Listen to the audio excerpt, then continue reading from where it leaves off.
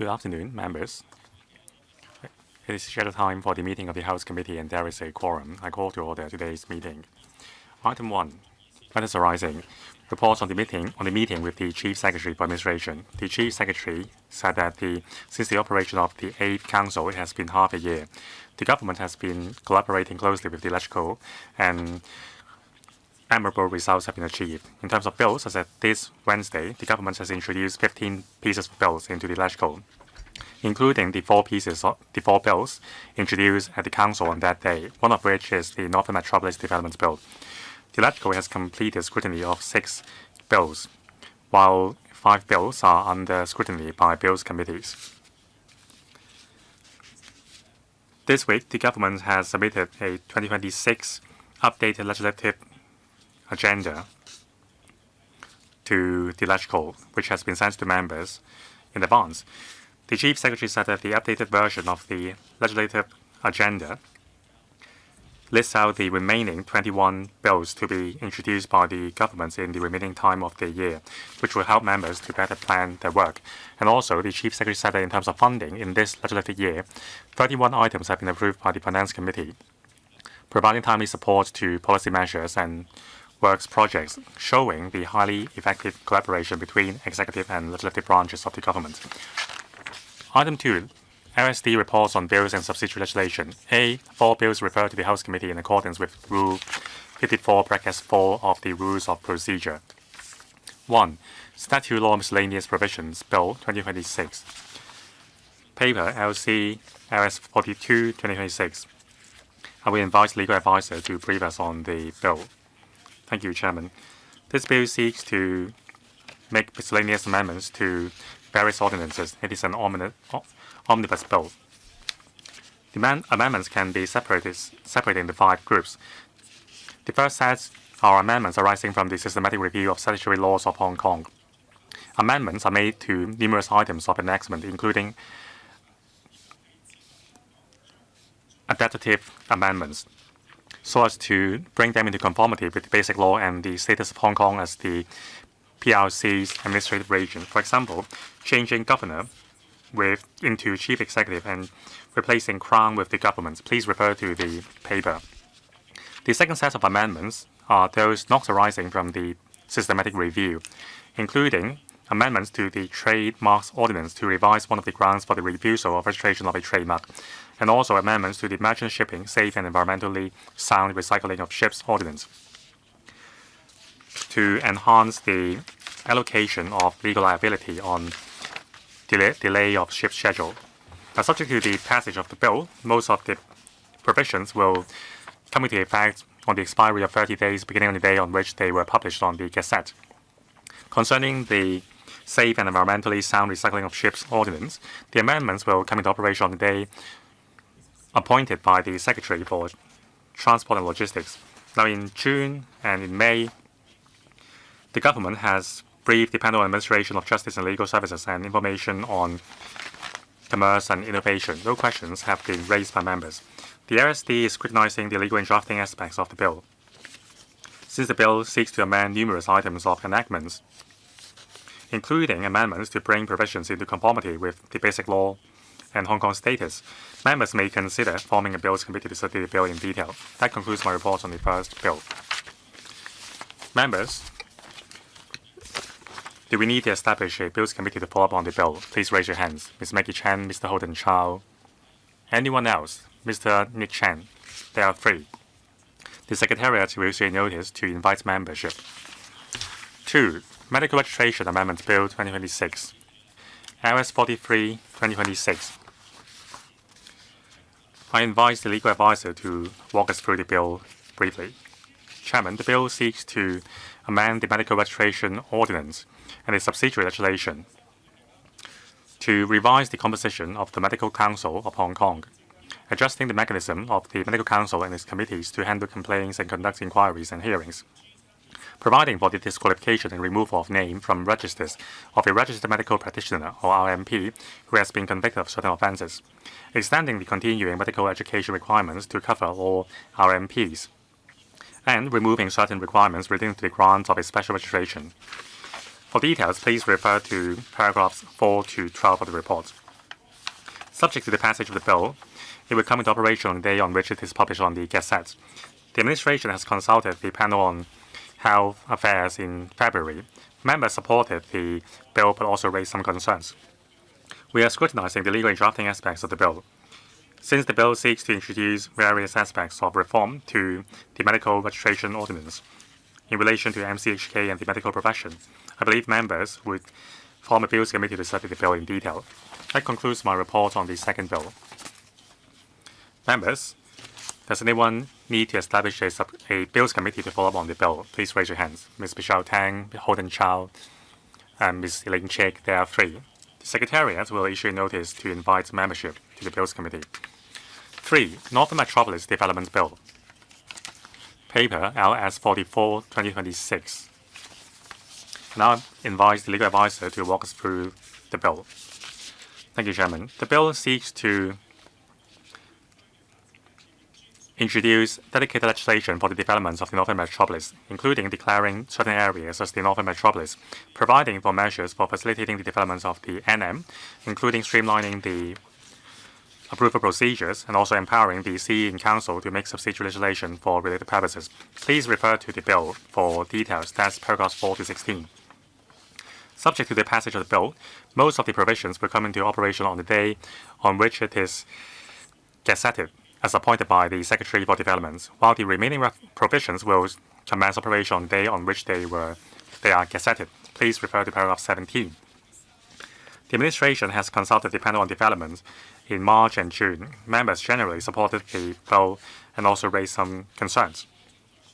The LSD is scrutinizing the legal and drafting aspects of the bill. Since the bill seeks to introduce dedicated legislation for the development of NM, members may consider forming a Bills Committee to study the bill in detail. That concludes my report on the bill. Thank you. Members, does anyone need to establish a Bills Committee to follow up on the bill? Please raise your hands. Professor Priscilla Leung, Mr. Nick Chen, Michelle Tang, Huo Fu-yong, there are 3. The Secretariat will issue a notice to invite membership. 4. Employees Retraining Amendment Bill 2026.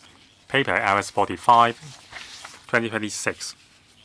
I now invite legal advisor to brief us on the contents of the bill. Thank you, Chairman.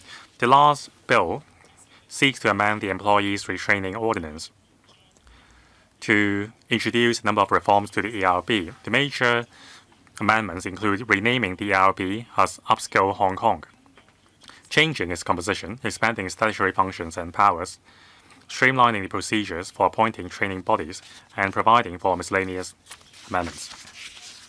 For details, please refer to paragraphs 4 to 12 of the report. Subject to the passage of the bill, it will come into operation on the expiry of the 4th month after the gazetted. Now, the government has briefed the panel on manpower. Members raised different views, but overall supported the bill. We are scrutinizing the legal and drafting aspects of the bill. Since the bill seeks to introduce various reforms to the ERB, members may consider forming a Bills Committee to study the bill in detail. That concludes my report on the last bill. Thank you. Members, do we need to establish a Bills Committee to follow up on the bill? Please raise your hands. Mr. Kingsley Wong, Chow Siu Chung, Dennis Leung, Lam Chen Sing, there are 3. The Secretariat will issue a notice to invite membership. B. One item of subsidiary legislation. We will handle one piece of SL today. That's the SL gazetted on the 3rd of July 2026. Paper LS 46 2026. It covers one piece of subsidiary legislation. I will now invite the legal advisor to brief us. Thank you, Chairman. This is Legal Notice 83. It seeks to amend the Pharmacy and Poisons Ordinance to add 10 substances into the schedule. The main effect is that the 10 newly added substances are subject to restrictions with respect to sale, supply, labeling, and storage, and also other requirements set out in the Pharmacy and Poisons Regulation and Ordinance. Please refer to Annex B for the details. The notice has come into operation on the date of publication in Gazette, that is the 3rd of July. We have found no difficulties in terms of legal and drafting aspects. That concludes my report on Legal Notice 83. Thank you. Members, do we need to establish a subcommittee to follow up on the matter? If so, please raise your hands. None. I remind members the deadline for moving amendments to the subsidiary legislation is the Council on the 15th of July. Item 3, business for the Council meeting of 15th July 2026, that's next Wednesday. At the Council, on next Wednesday, the agenda includes 1. Questions, and then 4. Motions. 1. Proposed resolution under the Trading Funds Ordinance, moved by the Secretary for Commerce and Economic Development, that's in relation to injection of funding into the Post Office Trading Fund. 2nd, proposed resolution under the District Council's Ordinance, moved by the SCMA, in relation to updating the district boundaries. 3. Proposed resolution under the Factories and Industrial Undertakings Ordinance to be moved by the Secretary for Labour and Welfare. That's a government motion. There's a joint debate together with the motion to take notes moved by me in the capacity of the House Committee Chairman. It's in relation to the 3 pieces of subsidiary legislation in terms of the comprehensive ban of smoking in construction sites. The combined debate time is 4 hours. Every member can speak once for 5 minutes. 4. Resolution to take note of the legislation in relation to ride-hailing regulatory system.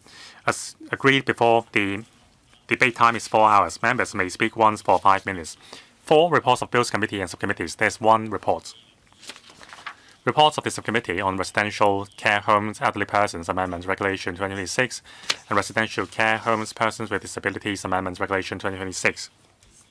This paper, CB-2 1003-2026. I now invite the Chairman of the Bills Committee, Reverend Peter Kuhn, to make a report. Thank you, Chairman.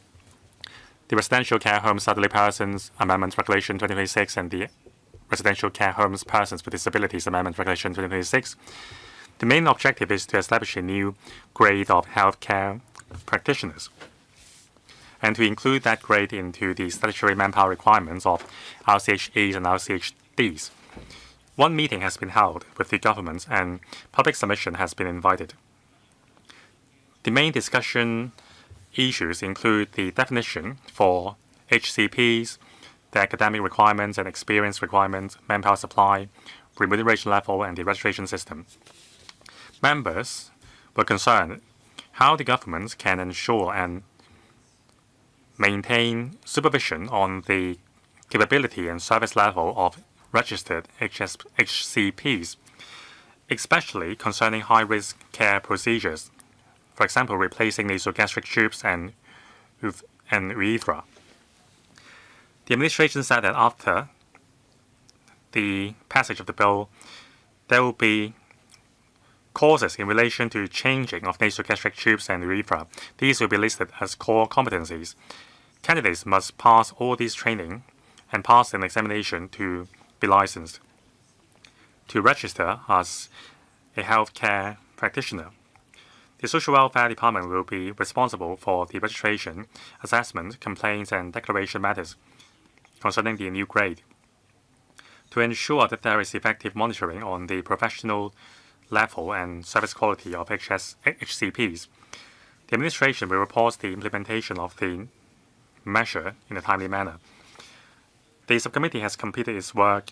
There is no objection to the 2 pieces of subsidiary legislation. Neither the SC nor the administration will move any amendments to the SLs. The scrutiny work of the SC is set out in the written report. Thank you. Thank you. Please take note of the report. I remind members concerning the 2 pieces of SLs scrutinized by the SC, the deadline for issuing a notice of amendment is the 29th of September, Tuesday. 5. Position on Bills Committees and Subcommittees. Paper CB2 1004-2026. As at the 9th of July, Thursday, there are in action 5 Bills Committees and 6 subcommittees under the House Committee and 4 subcommittees on policy issues under panels. 6. Panel on transport duty visits to Beijing. Paper CB-3827-2026. I now invite the chairman of the panel, Mr. Ben Cheng, to speak. Chairman, the panel on transport proposed to conduct a duty visit to Beijing between the 2nd and 5th in September to understand the operation and management of local ride-hailing platform, road planning of new development areas, driverless vehicles, smart transport, maintenance of roads, and also new energy vehicles. The delegation will conduct exchange with research bodies and businesses, and also study the successful examples of different industry projects to understand the latest developments and the latest research results. So far, 12 members of the panel have already joined the duty visit. Representatives from the TLB will also join the duty visit. Subject to the approval of the visit by the House Committee, the Secretariat will issue a notice to invite non-member to join. The details of the duty visit has been set out in the paper. I implore the House Committee to approve this proposal. I will now invite members to pass this duty visit proposal. Any views? There being none, it is agreed. I think the proposal is passed. Item 7, any other business? There is no AOB. The meeting is adjourned. Thank you.